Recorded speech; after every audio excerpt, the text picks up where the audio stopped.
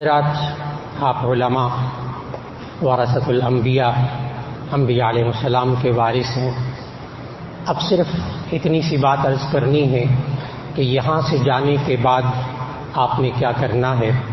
تو جو مقصد اللہ تعالیٰ نے نبی صلی اللہ علیہ وسلم کو اس دنیا میں بھیجنے کا بیان فرمایا، بس انہی 4 مقاصد کو آپ پورا کر لیجئے گا۔ اللہ تعالیٰ نے سورہ آل عمران کی آیت 164 میں 4 مقصد بتائے نبی صلی اللہ علیہ وسلم کی تشریف آوری کے۔ لقد من اللہ علی المؤمنین اذ بعث فیہم رسولا من انفسہم یتلو علیہم آیاتہ۔ پہلا مقصد تلاوت کلام پاک، لہذا روزانہ پابندی کے ساتھ قرآن حکیم کی تلاوت کیجیے گا۔ یہ بعثت نبوی کا ایک مقصد پورا ہوگا، اس لیے کہ وہ حدیث آپ کے ذہن میں ہے کہ نبی صلی اللہ علیہ وسلم نے فرمایا تھا کہ یہ دل انسان کے زنگ آلود ہو جاتے ہیں اور ان کا زنگ دور ہوتا ہے تلاوت کلام پاک سے۔ پھر اس کے بعد دوسرا مقصد نبی صلی اللہ علیہ وسلم کی تشریف آوری کا، وَيُزَكِّيهِمْ، آپ ان کے نفوس کو پاکیزہ بنائیں، ان کا تزکیہ نفس کریں۔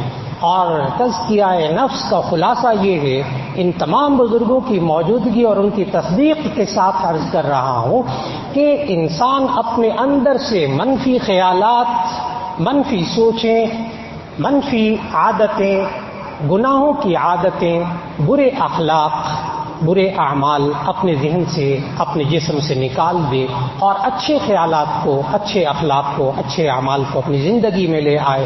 یہ ہے تزکیہ نفس جو آپ کسی بزرگ سے تعلق قائم کر کے اپنی زندگی کے اندر سجا سکتے ہیں۔ 2 کام ہو گئے، ایک تلاوت کلام پاک، ایک تزکیہ نفس۔ تیسری چیز نبی صلی اللہ علیہ وسلم کو اس لیے اللہ تعالیٰ نے بھیجا کہ وَيُعَلِّمُهُمُ الْكِتَابَ، کتاب اللہ کی تعلیم دینا، کتاب اللہ سکھانا، یہ پورا دین ہے۔ اور اس کے اندر آپ نے پورے دین کو 5 چیزوں کے اندر لانا ہے اور اسی میں آپ نے پوری زندگی گزارنے کی کوشش کرنی ہے۔ وہ یعلمہ الکتاب، اس کتاب اللہ کے کل 5 مضامین ہیں، 5 شعبے ہیں۔ اگر ان پر آپ نے عمل کر لیا تو پورے دین پر عمل کر لیا۔ نمبر 1 ایمانیات، نمبر 2 عبادات، نمبر 3 معاملات، نمبر 4 معاشرت، نمبر 5 اخلاق۔